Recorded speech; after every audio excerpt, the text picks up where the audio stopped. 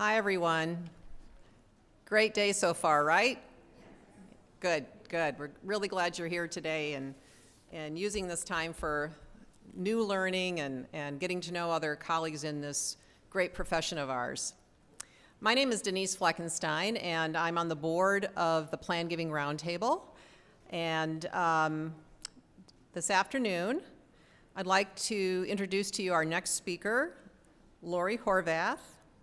She is a partner and is a CPA at Baker Tilly, where she serves as its not-for-profit practice leader in Detroit, specializing in providing auditing, accounting, and consulting services to not-for-profit clients, including financial statement and compliance auditing for OMB uniform guidance. Wow. Sounds exciting. Laurie received a Bachelor of Arts from the University of Michigan and her MBA in Education from Michigan State University. Now that's an equal opportunity household right there. Laurie also holds an Executive Education Certificate governing for nonprofit excellence from Harvard Business School. And I asked Laurie, when she wasn't being a brilliant CPA, what she did for fun, and she said she chases her 4 children around. So without further ado, please welcome Laurie Horvath. Thank you.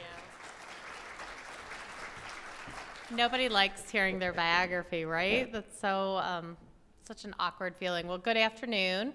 1:30 is for sure the very worst time slot because everyone's kind of decompressing from the day, falling asleep after lunch, and has been in session. So hopefully this will be very lively. Me talking to you for an hour about financial statements is for sure going to be the worst hour of your day. So it hopefully will be very interactive. I know a few of you, so for the sake of the few of you I know, I hope everyone participates, or those people are going to get called on and called on and called on, Dan, Till, Steve, other people. So I'm on the audit side, so I love financial statements. I think they're awesome. I think they're important. I think they should be in partnership with nonprofits.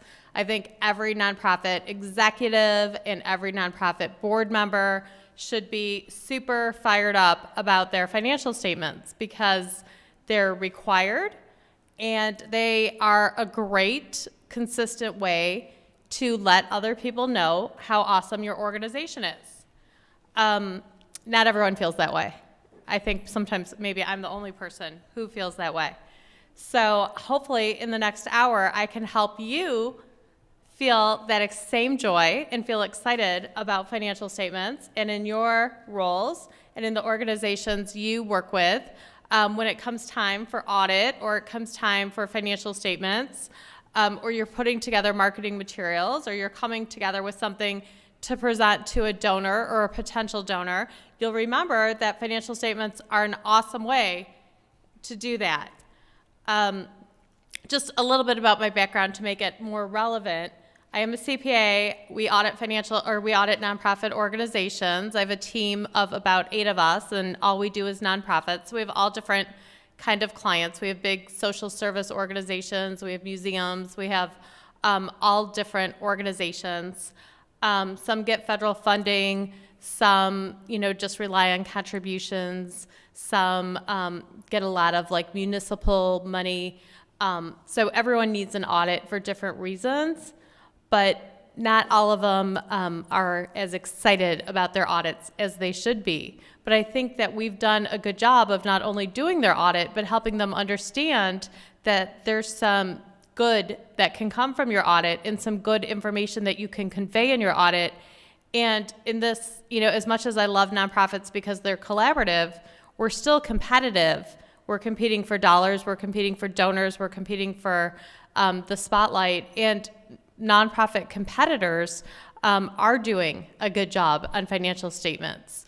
I love to show my clients their competitors' financial statements and say, wow, look at these.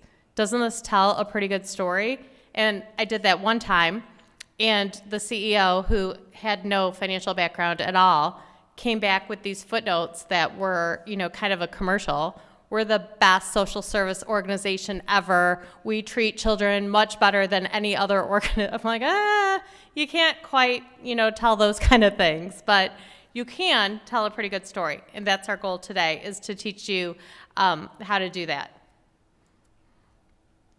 So there's 3 kinds of things that CPAs can do when we come in to audit your financial statements.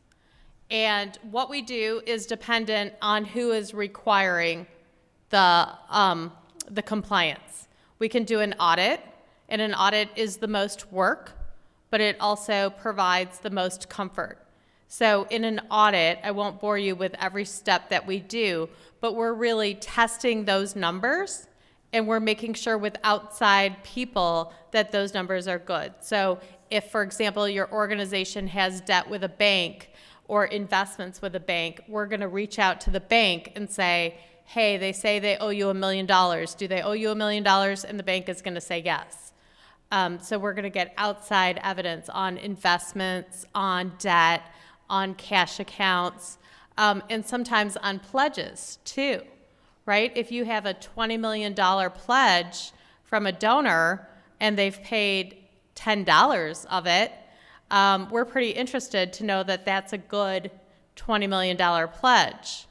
That's when our clients get kind of anxious, right? Like, we don't want you sending a letter to the donor, do you or do you not owe $20 million, and when are you going to pay it, right? So we can be very gentle, and we can write a very kind letter. My best story is that we wrote a letter to a client, or to a donor with a client, that was very, we just need to confirm this is so significant, that the donor sent back our confirmation and a $10,000 check. So we thought we wrote a pretty good letter there. So that's an audit. A review is a little bit less than that. A review, we don't need to confirm externally, but we need to confirm schedules to schedules. So we might look at an investment schedule and then compare it to an investment statement, or we might go online and look at your investment account and compare it there, but we're not reaching out to third parties. We might look at the letter from the donor confirming the pledge, but we're not going to send a letter to that donor. So it's a little bit less work. It's cheaper to hire us to do a review, and it provides a little bit less comfort. And then a compilation is simply when our team comes in and we take your internal financial statements, your organization's internal financial statements, and we make them into like professional financial statements. We make them into a report. So why would you not do a compilation? It's quicker, it's easier. It depends on who's asking for your financial statements. If you receive federal funds, you have to do an audit. The federal government requires an audit. If you have certain bank debt, the bank would require an audit. To apply for some grants, you have to have an audit. There's all different reasons that you would have to have an audit.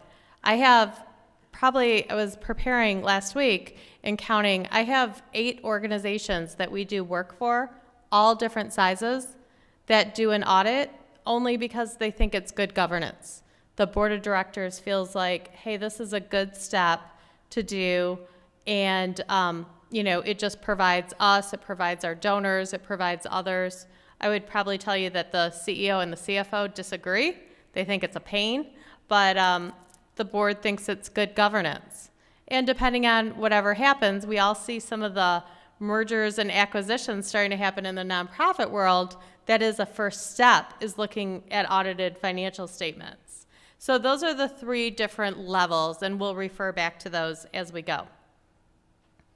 So when we audit, the most important thing that we do is give an opinion. That is what's before the financial statements.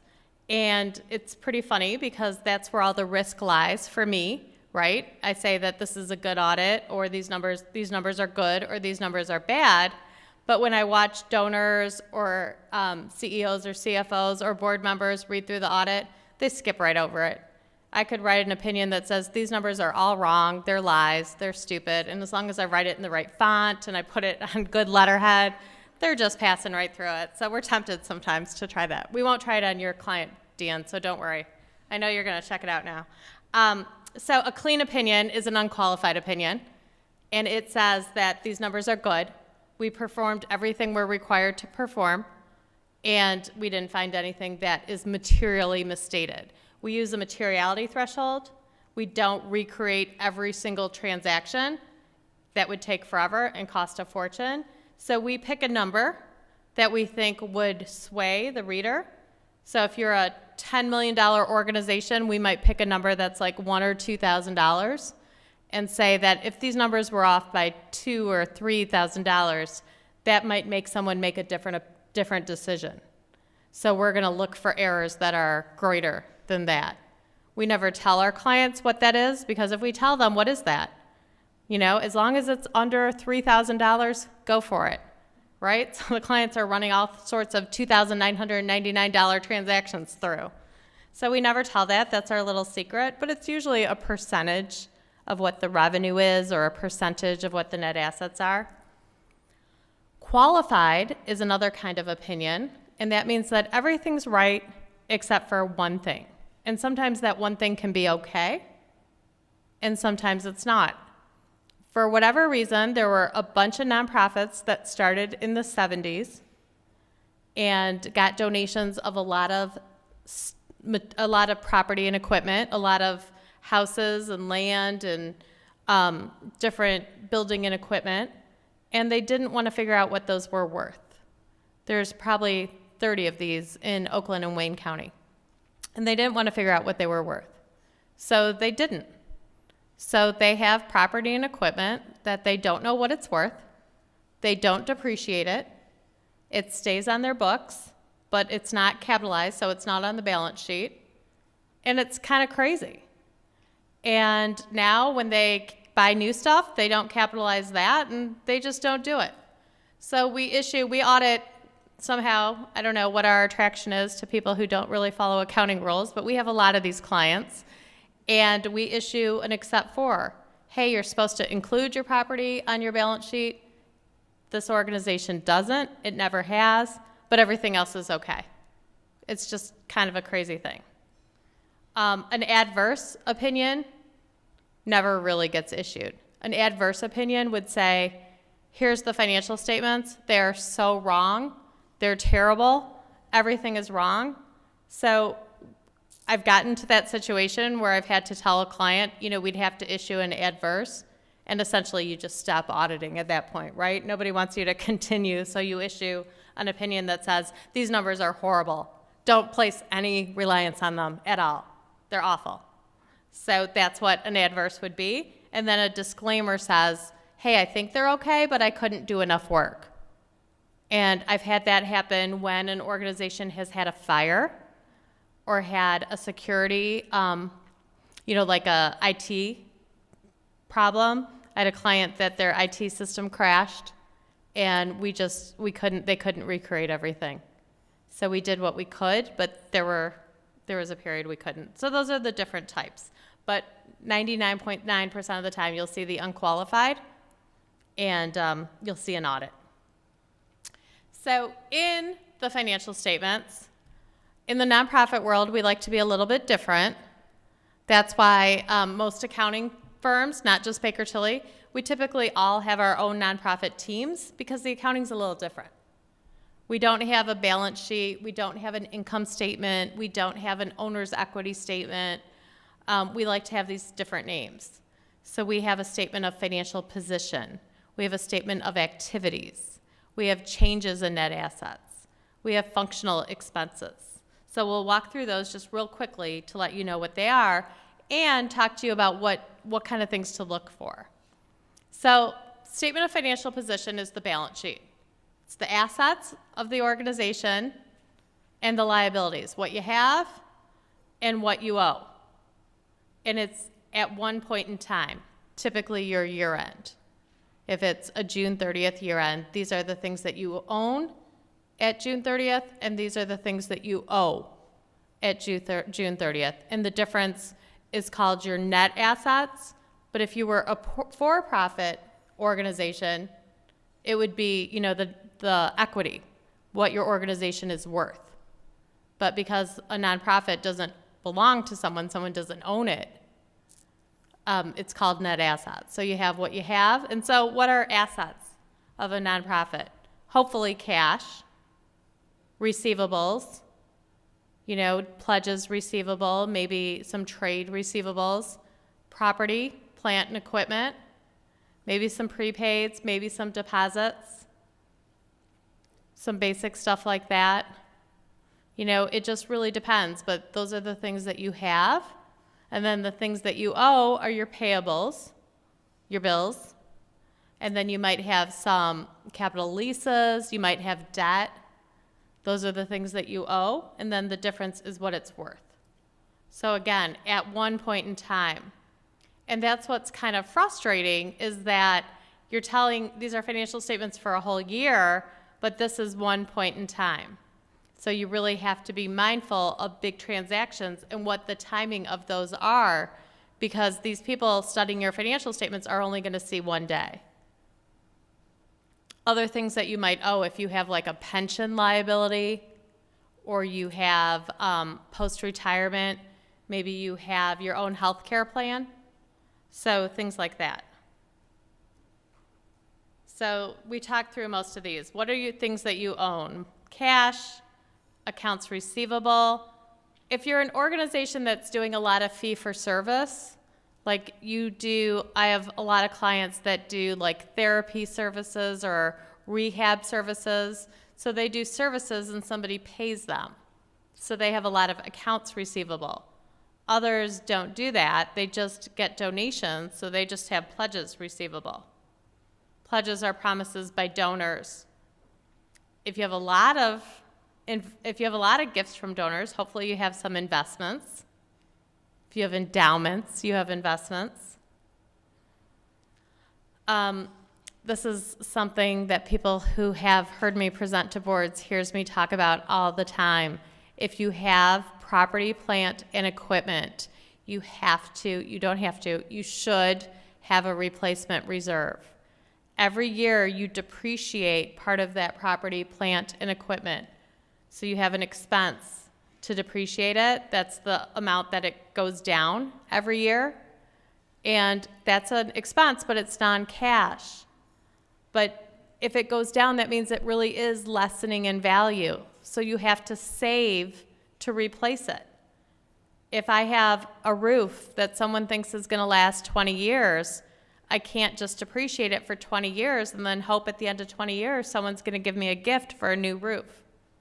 So this is an asset where you save what you're going to need to replace the things that are depreciating. It's really, really strong financial management. Anyone have a replacement reserve on their nonprofit? Yay! Thank you. It's so important, and it's not exciting. It's not exciting to save for a new boiler. It's not exciting to save for a new HVAC. People want to start new programs, or they want to buy, a big new building. Nobody wants to save for a new boiler. Every time I tell my clients that, they're like, oh, we'll think about it. Our boiler's fine. It's very warm here. I always get that. So, then when the boiler breaks, I'm the one just smiling and shaking my head. And then the land, property, and equipment. And then what do we owe? We owe our bills. Vendors, right? Utilities, the government maybe. Accrued expenses. Remember, it's a point in time. So even though at December 31st you might not have gotten a bill for your electricity or your gas as of 12/31, you still owe something. You probably still owe some payroll, even if that paycheck hasn't been paid yet. So you have to accrue all that. Deferred revenue, maybe you've done some work but not gotten paid for it yet. Notes payable is your debt. And then net assets is the difference, right? The net assets is your equity. It's what your organization is worth. There are so many clients. I tried to find the statistic. I found it for like 1998. And whoever was counting it then either got really depressed or just decided it was not worth it. But at 1998, there were more, in the 5-county area, there were more nonprofits with net deficit than with a net asset. So they owed more than they had. But, there are all sorts of questions on who they were including and whatever. They used to track it every couple years, and then they stopped. So in your net assets, it's what it's worth, right? I've said that probably 400 times so far. But some of it is just the value of your organization, but some of it is restricted. If you get government money, the government can give you money for a program, and that can be of value, but that's restricted for that program. So even it seems like, hey, we got a lot of equity, you don't really have a lot of equity that you can do what you want with. You have equity that's restricted for a certain purpose. If I'm a donor and you have a June 30 year end and I give you $100,000 on June 30 in cash, you don't have $100,000 worth of unrestricted net equity. You have $100,000 of net equity restricted for what I told you it was restricted for. If I say this is for your program for homeless youth, you have $100,000 restricted for homeless youth. You can't pay bonuses. You can't buy a new building. You have to do what the donor told you. And that's, a different story. And the most restrictive is when it's permanently restricted. A donor gives you an endowment. Here's some money. You have to keep it forever. You can't ever spend it. You can spend the earnings, but you can't ever spend it. So you have this net asset, you have this equity, but you can never spend it. So again, a really restrictive kind of net asset. So then we get into the unrestricted. And I have a lot of clients that the boards don't want the management of the organization to feel like, look at our rainy day fund. We have so much money. What are we going to do? Let's all get raises. Let's, redo the staff lounge. What should we do? So the board designates it. The board says, we're going to save this for a new program. We're going to designate this for when we buy a new building. So then again, you have this savings, but it's designated for what the board, and the board can do that at any time. They can just make a motion in their board minutes. Everyone can approve. And then next thing you know, there's board designated money. It's really interesting. Boards typically are one way or the other. I have boards that designate money a couple times a year. I have boards who have never designated any money. I think the right answer is in the middle, personally. I think when you're thinking about your financial statements telling a story and you have a lot of net assets, having that board designation shows donors, especially, you're all development people, shows donors that we do have a lot of money right now, but we have a plan for this money. We're saving this money for our new program. We're saving this money for an expansion. We're saving this so that we can build a new building. If you have just millions and millions of dollars in a rainy day fund, it's hard to tell me as a donor that you really need my gift. You've got a lot of money. So having that board designation tells me that it's purposeful and you have a plan. So a lot of development people like board designated. You can also have capital designated net assets that you're saving for capital related things. And then operations is just saving for next year. Hope we have a good year next year. If we don't, we're all set. We've got this rainy day fund. So, we all like to dream about what a good problem it is to have to work for an organization that has so much extra money, so much equity. But when it goes back to the purpose of today's session is telling a story, you really want to think about if you are so fortunate to work for an organization that has a lot of equity, what does that tell your donor? And without any restrictions or without any description, it doesn't really make it look to the donor at first blush that you have a plan for what you're saving. So just some commentary, but something to think about. We talked about those. Oops, I'm going the wrong way, that's why.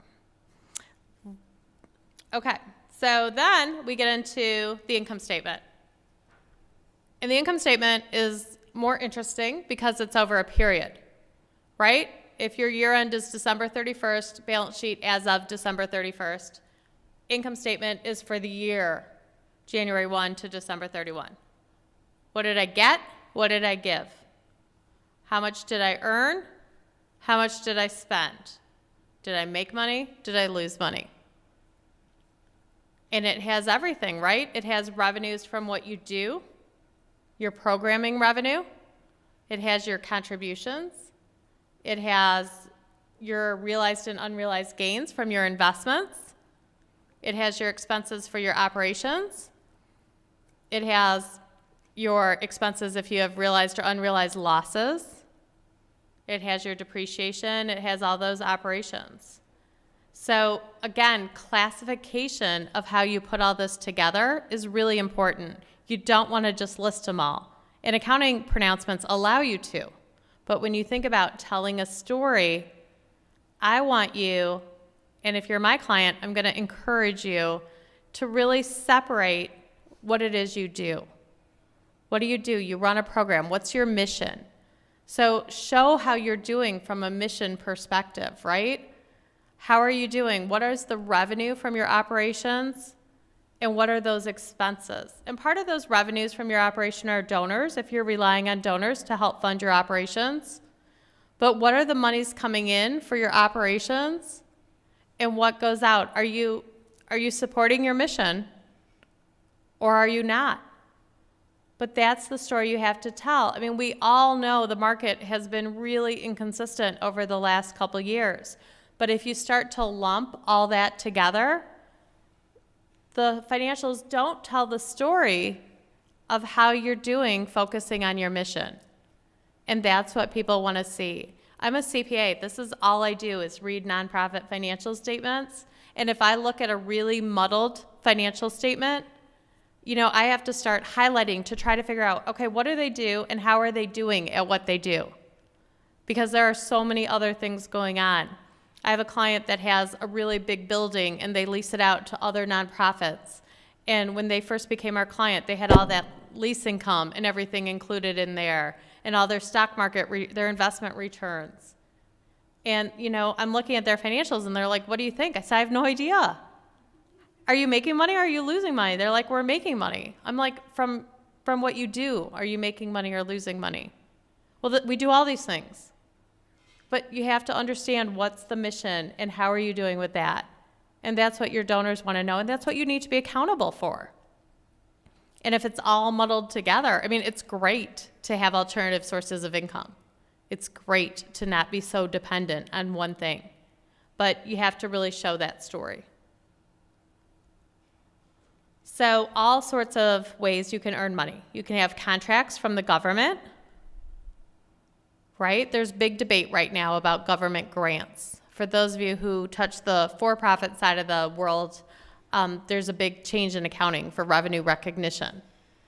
And they still haven't decided how it's going to affect nonprofits because they can't decide if the government gives gifts or if the government gives contracts. The government itself feels very strongly that they don't give gifts. We don't know the government to be a government that says, here, organization, here's $10 million. Best of luck with it. I hope it goes well. They feel that they're saying, hey, we need you. We're the housing and urban development branch of the government. We need you to house people. Do this work for us for this money. It's a contract, right? But the way the contracts are worded, according to accounting language, they really look more like a gift. So if you're bored at night, you can look up accounting websites and follow all this discussion. I'm going to DC in 3 weeks for the resolution of it, and I'm pretty excited. It's kind of embarrassing. But so those are contracts. Then there's contributions. Contributions come in all sorts of ways. Here, I'm big donor. Here's $1 billion. Here is special event revenue. And please, please, please show your special event revenue net. There's still so many organizations that don't. It's so misleading to people looking at your financial statements to see that you got $2 billion at your event, but then to read deeper and find out that it cost you $2 billion and $1 million to raise it. So if that's not net, you're not telling a good story or a fair story. And then program income. I have a handful of clients that are schools. Their mission is to educate people. They're nonprofit, but their income from their program, they get some contributions, but tuition is what they get paid to do their mission. So that's an important part of their revenue, obviously, right? So that's pretty critical too. We talked about investment income and loss. The rules are changing, and we won't talk about those too much. We'll just touch on it at the end. The rules are changing starting in 2017 for nonprofits, and my favorite change is that there's only going to be one line item for everything from investments. So investment expenses, unrealized gains and losses, and realized gains and losses are all going to be on one line item. So it won't be that really big unrealized gain, for your market appreciation, the little bit of loss that you incurred for what you had to sell, and then bury what you're paying somebody to do it somewhere else. It's all going to be net. Thank you for being the first person to ask a question.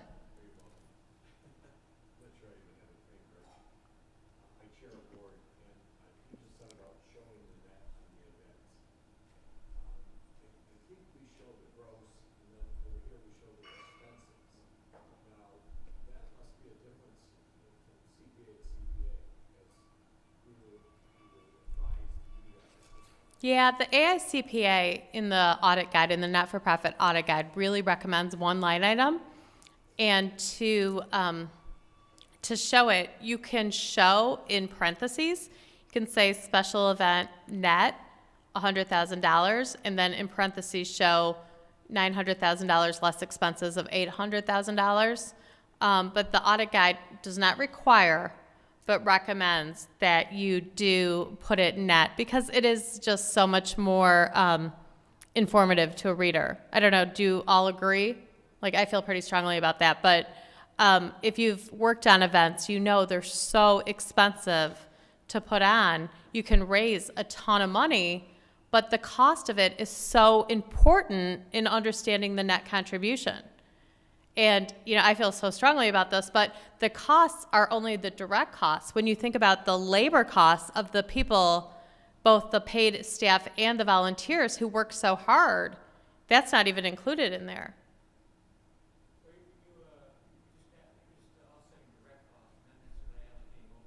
Right, just direct costs. The cost of the venue, the cost of the dinner, the cost of... Other comments? That's such a hot topic always.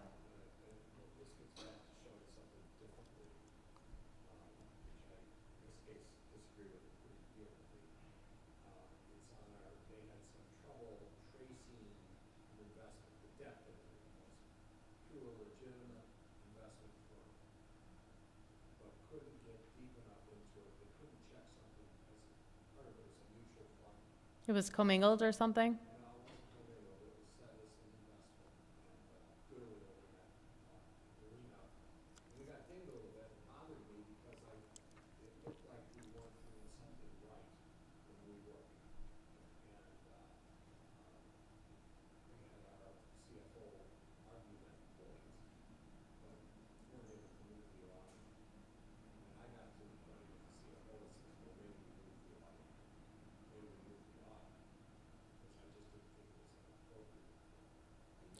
Till, does that make any sense to you? Can you just speak up a little? There's so many. Dan and Till, I am really going to call on you because this is your business. Can you turn around?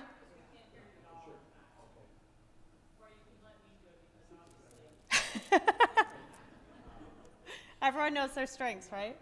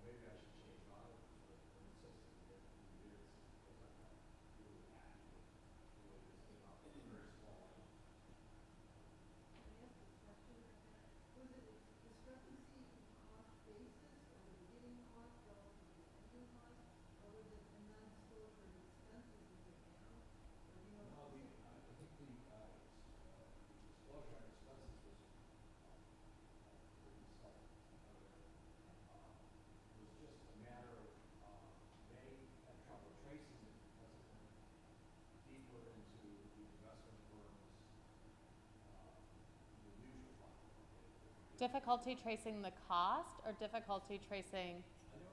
Huh.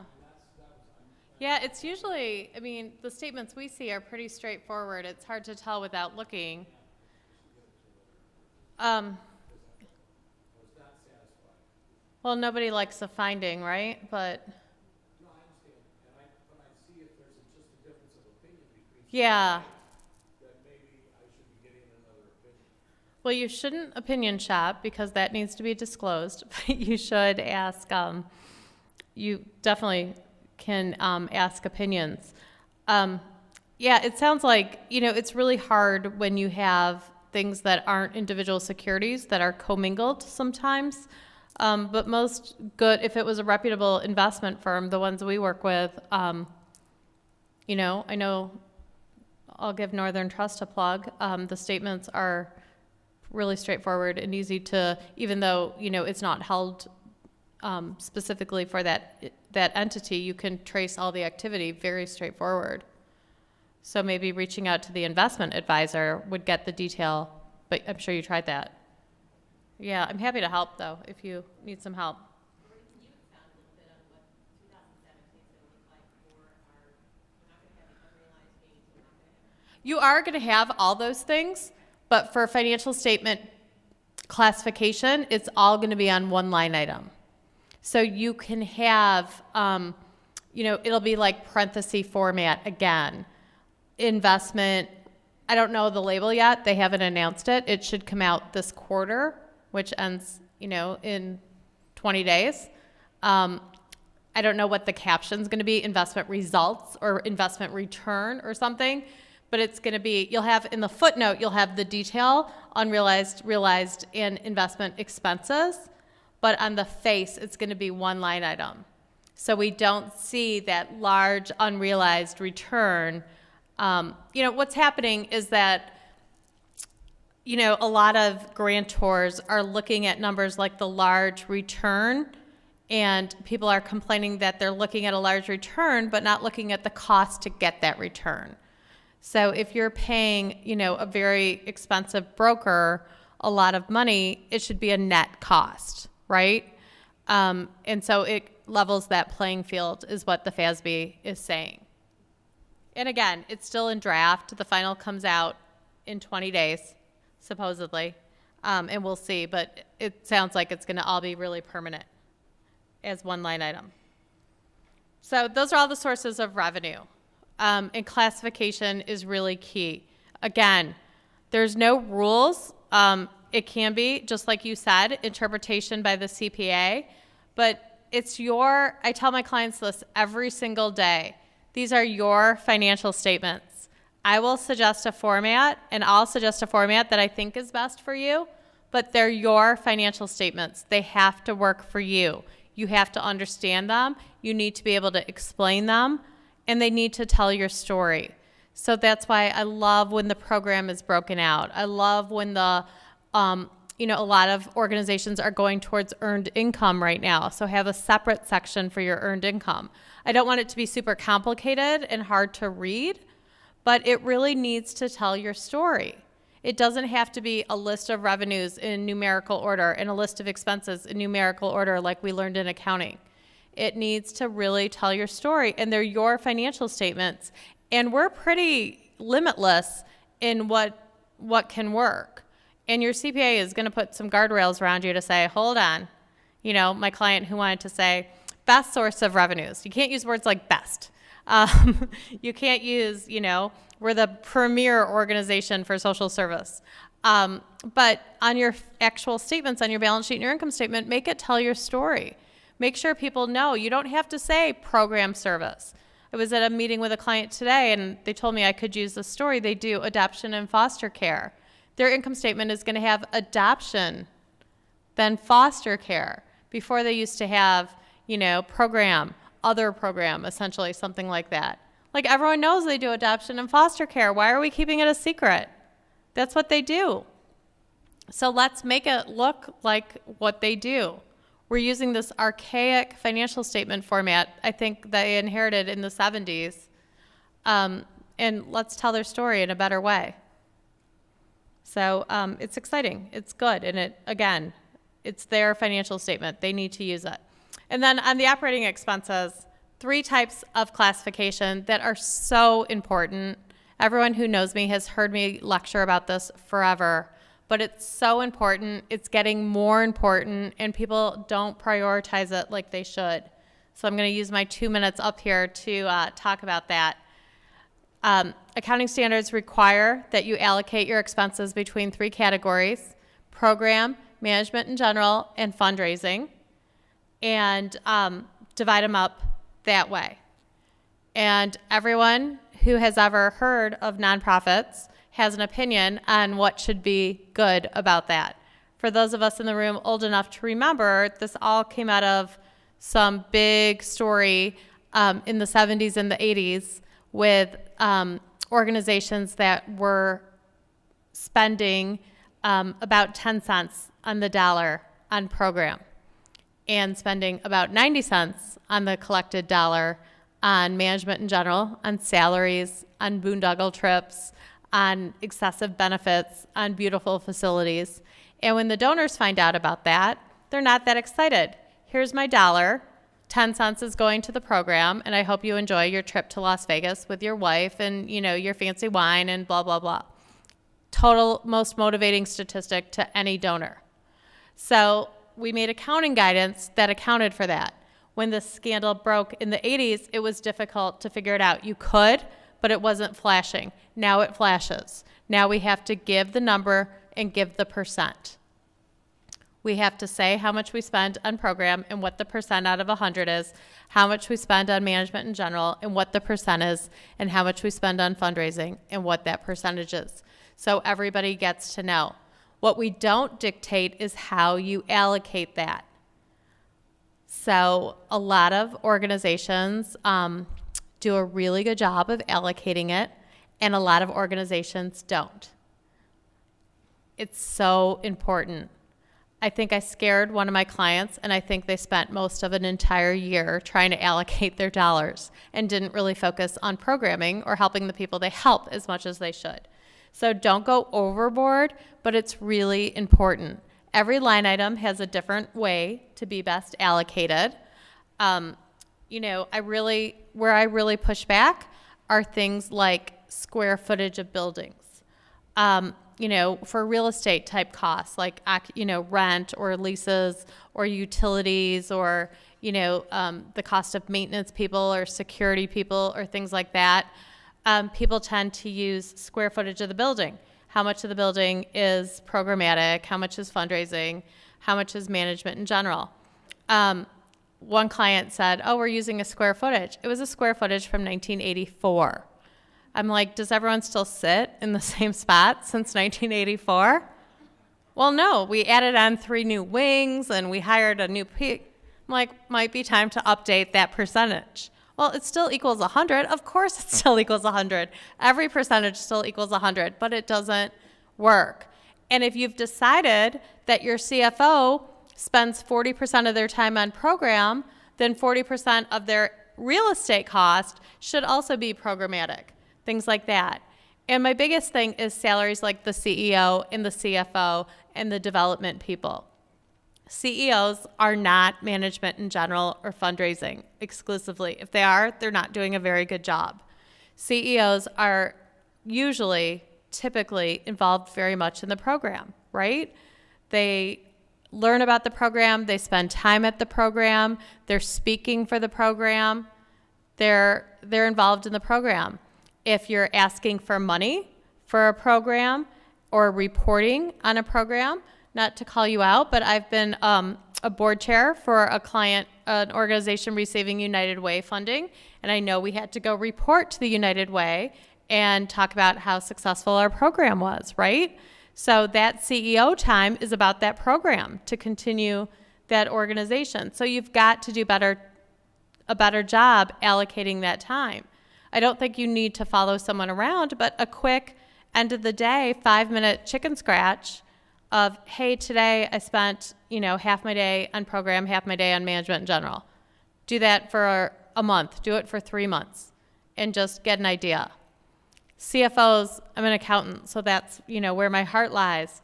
But when CFOs are filling out reports for grantors, that's a program cost. That's not a management cost. When they're filling out applications for grants, that's a program cost. When they're allocating dollars for programs, that's a program cost. CFOs are so intricately involved in programs. So I don't ever, ever, ever encourage anyone to be unethical in the way they divide up their expenses, but you've got to be smart about it because your competitors are. You've got to be smart about it. If you're educating your whole team about a new program or telling them something about a program, then that's a cost of the program. And their time, you know, in most nonprofits, salaries are the biggest expense. So if you're not allocating your salary cost appropriately, you're really doing a disservice. The Better Business Bureau says that 70% program is a well-run organization. GuideStar and Charity Navigator say 80. The industry average is moving up towards 82 and 85%. So you don't want to be the organization that is still at 67. I'm going to a board meeting tonight, and they're so proud of their 65% program. And it's not real. I spend so much time there, and I watch what they do. I watch what all their executive team does, and they don't just sit in their ivory tower executive team and they're a museum. They spend time touring people around. So it's really important. This is the biggest focus, if you can do it, for your organization, is to get these numbers right. Things like copy paper, and then I'll stop, I promise. But you know, people always charge copy paper only to management in general. Do the people who run your program never make a copy? Or they charge the copier lease all to management in general? Those are the things to really consider. So I know you're all going to go back and do that tomorrow.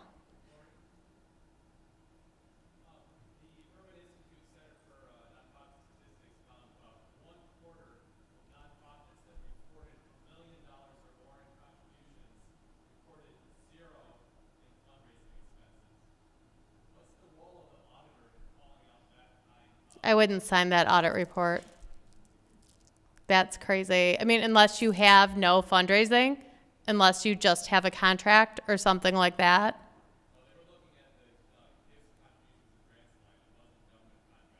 Then that's, I mean, you have to,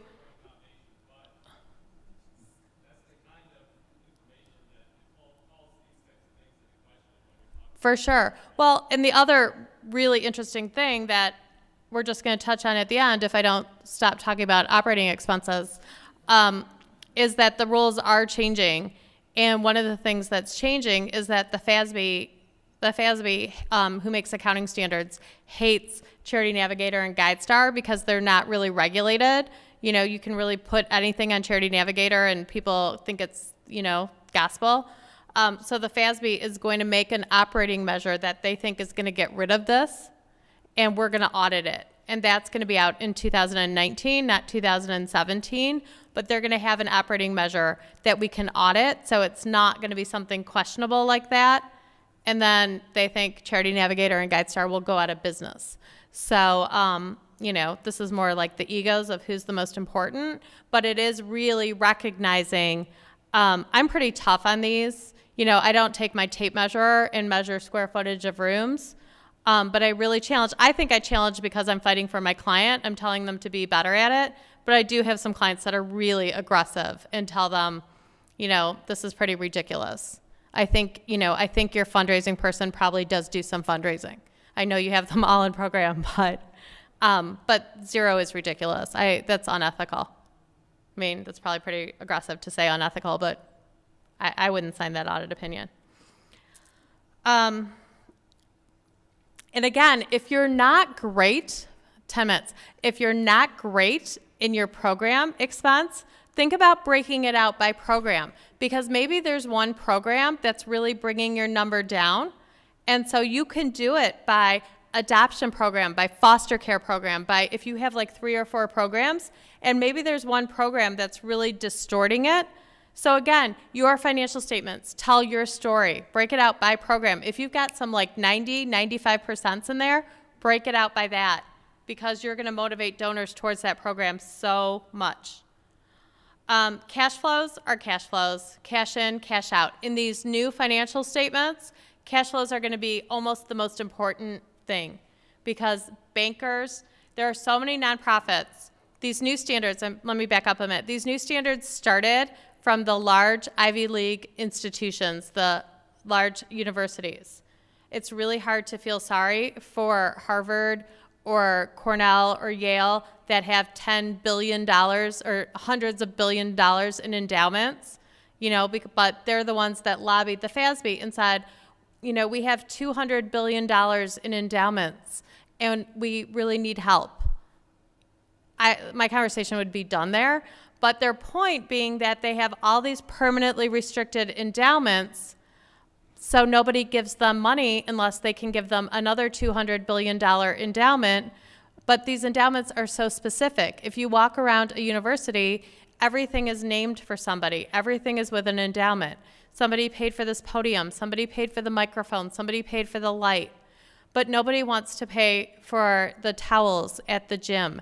Nobody wants to pay for the electricity. No one wants to pay for the security. Nobody wants to pay for the operating activities. They all want to pay for their chair of the English department. They want their name on the building. They want the oil painting that goes with the gift, we always say. So they lobbied to say, let's move these permanently restricted gifts far away on the balance sheet to show that we really don't have enough money to keep the lights on. We can hire English professors all day long, but we don't, you know, they have to work with a flashlight because we can't pay the utilities. And it's really true. So these new financial statements are going to show, here's what's going on in our permanent restricted world, and here's what's going on in the operating world. And the two are not always consistent. So that's why cash flows is going to be really interesting, because you need to have cash to pay your bills. And those long-term endowments given by, you know, people who came over on the Mayflower aren't paying the bills. They're paying for the English professors. So it'll be really, really interesting. So myth number one, nonprofit organizations should not make profits. If you've heard me speak ever, you know my favorite quote, nonprofits is a tax status. It's not a business model. You don't want to lose money. You're trying to make money. You're just very fortunate that you don't have to pay tax. You're still trying to make money. You're still trying to be financially responsible. You're still trying to grow. So we'll talk about that. These are just things that we all know. Ending net assets on the balance sheet has to equal ending net assets on the cash flow and on the income statement. All losses are the same. That's not true. You can have a lot of losses in your temporarily restricted net assets because maybe you used all that money that they restricted for those special purposes. So it's really misleading through the different types of net assets. So a loss is not a loss is not a loss. What you have to be mindful of, if you have enough money for your operations and that you have enough money to run your programs, they're not the same. And then these are just things to watch out for in looking at consistencies. Nothing. So here's where I want to spend my last 2 minutes, is really the footnotes. I can't tell you how many people have footnotes, right? You have notes to your financial statements. They're a required part of your audit, of your audited financial statements. So many people have notes that are 20, 15, 10 years old. Those need to be updated every single year, especially note 1 that talks about what you do. Why are you in existence? What's your mission? So many times I read that and I say, are you still doing that program? Thanks. Are you still doing that program about, you know, adoption in, you know, Upper Genesee County? Oh no, we closed that 10 years ago. Well, it still talks about it in your note 1. Oh, well, we just always kept it in there. Well, why would you keep it in there if you don't do it anymore? I didn't know you could change it. They're your financial statements. You can always change it. So that note is the first note. And there's all sorts of studies that show that people stop reading as the notes go on. So note 1 needs to be your gangbuster note, because that's the one we're hoping people will read. So make sure that tells your story. And my clients can't stand it, but I always tell the CFO, I want the CEO and I want the fundraising people to read note 1. And I want them to like it too. Oh, they don't need to read it. I'd like them to read it. Did they read it? I'm going to go ask them if they read it. Yeah, it has to be from you. Oh my gosh, that is like the death glare I get. But the fundraising people are so happy. Of course they wanted to read the right way. But don't get into those best organization, so much better than their competition. You can't say stuff like that because I can't audit it. But you can say some really great stuff. Those are your footnotes. So make sure you read the footnotes. Make sure that they're accurate. So many times there's debt in there that's not accurate anymore. The debt changes. The investment strategies, make sure that's still the same investment strategy. Make sure the restrictions are still the same. All right, I'm getting so cut off. Does anyone have any questions? I'll hang out for a minute too. All right, thank you so much.